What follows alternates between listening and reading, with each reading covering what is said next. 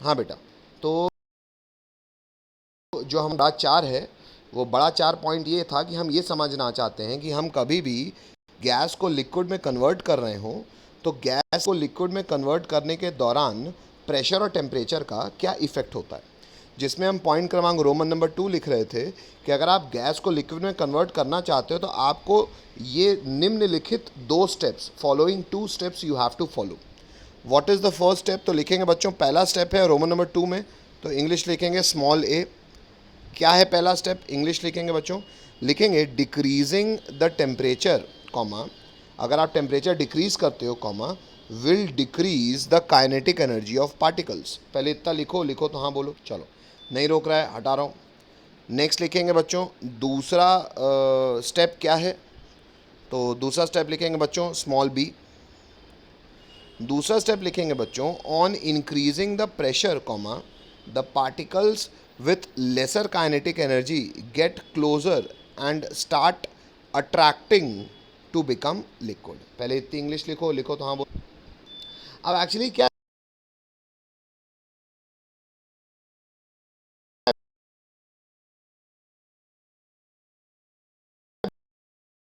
बेटा, ये डब्बे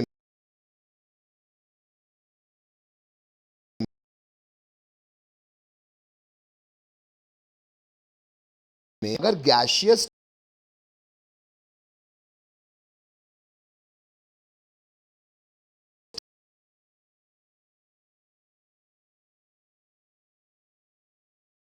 एक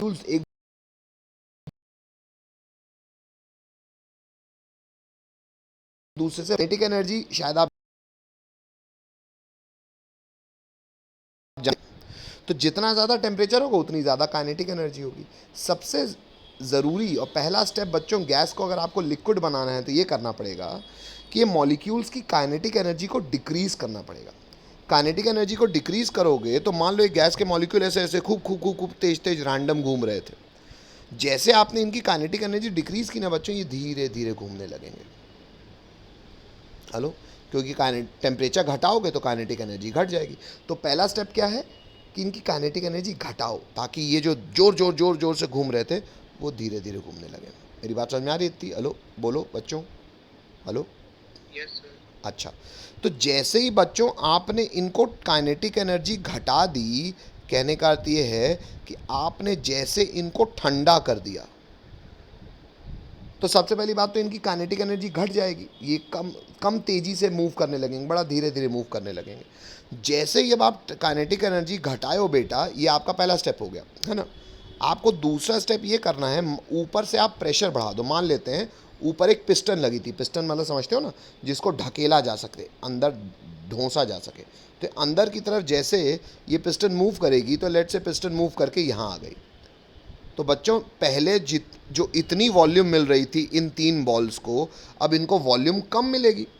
अब इनको कितनी वॉल्यूम मिलेगी सर? अब ये प्रेशर आपने जैसे सर प्रेशर बढ़ा दोगे तो ये सर पास पास आ जाएंगे। Hello hello hello. Yes sir. और जैसे ये बच्चों पास आने लगे, इनका आपस में अट्रैक्शन फोर्स इनको एक दूसरे से संगठित करता जाएगा और उसी तरीके से धीरे धीरे करके ये गैस से पास आ गए तो लिक्विड बन जाएंगे। मेरी बात समझ में आ रही है सबको? हेलो बोलना पड़ेगा। Yes sir.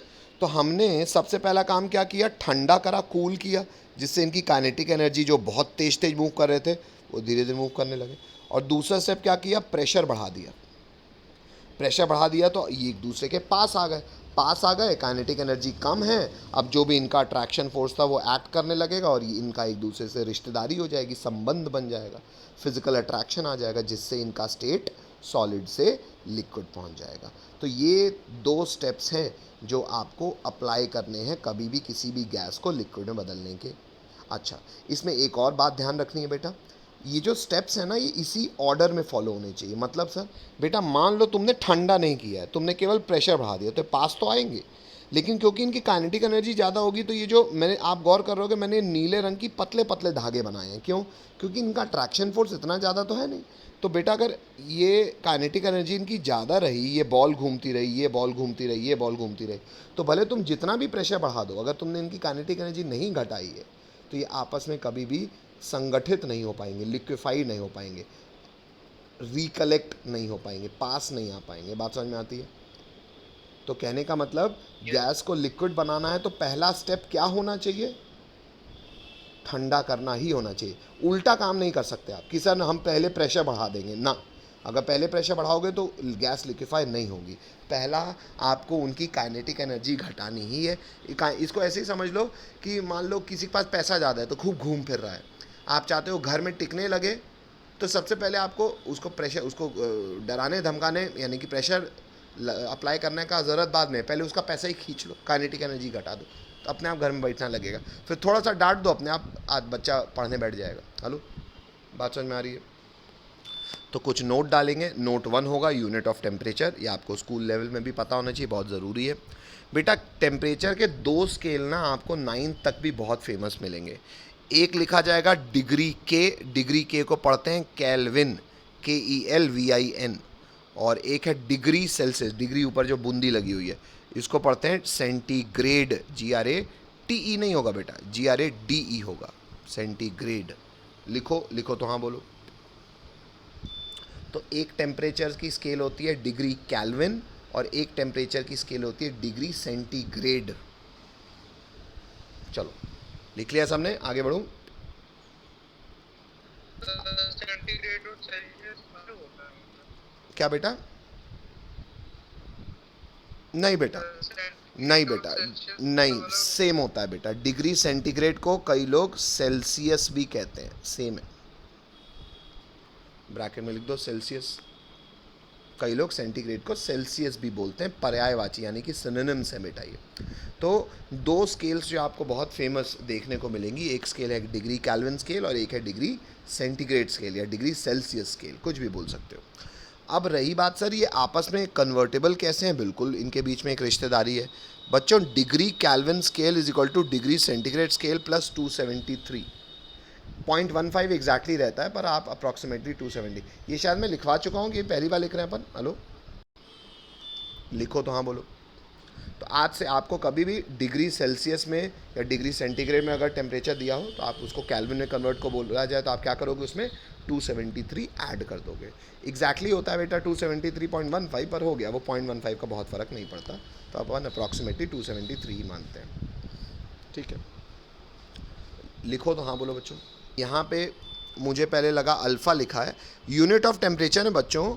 एक्चुअली हमें ये पहला है तो इसको लिख देंगे स्मॉल a, ये पहला है बच्चों, ये स्मॉल a है। मतलब एक है डिग्री केल्विन, एक है डिग्री सेंटीग्रेड या डिग्री सेल्सियस, उन्हें आपस में कैसे कन्वर्ट करते हैं ये हमने सीख लिया। टेम्परेचर का एक और स्केल है जो आपको स्कूल, हालांकि सच्चाई बताऊं तो प्रैक्टिकल लाइफ में सेंटीग्रेड और केल्विन ही का इस्तेमाल होता है, पर हाँ स्कूल लेवल में क्वेश्चंस पॉइंट ऑफ व्यू से कई जगह फ़ारेनहाइट स्केल भी यूज़ होती है। तो लिखेंगे बच्चों इसमें स्मॉल b, ये आप लोग लिख चुके हो इसलिए इसको हटा रहा हूँ, बस इसको स्मॉल a डाल देना नोट 1 में, स्मॉल b डालो, यानी कि दूसरा स्केल जो आपको पता होनी चाहिए।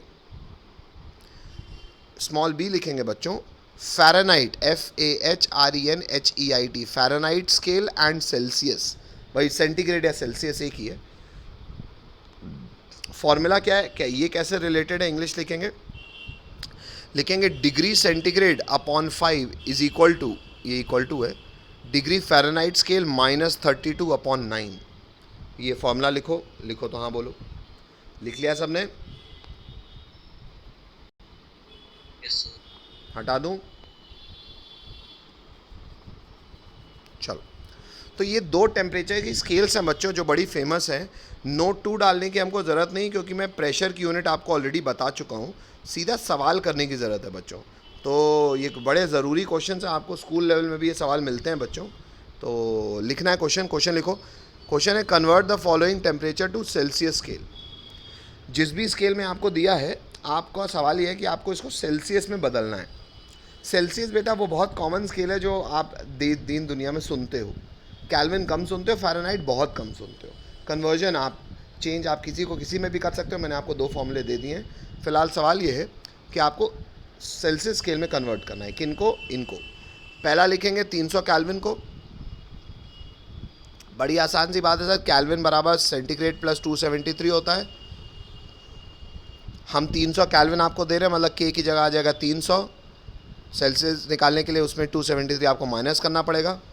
तो डिग्री सेल्सियस में क्या हो जाएगा बच्चों? 27। हेलो, कठिन है करना।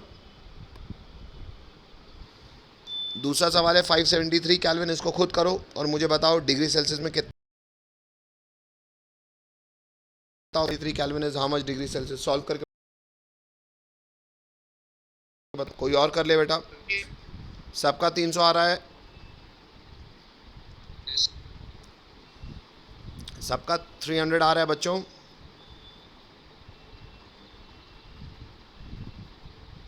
चलो एक बार आपके लिए मैं फिर भी कर देता हूं। कोई पूछना चाहेगा कि सबका हो गया?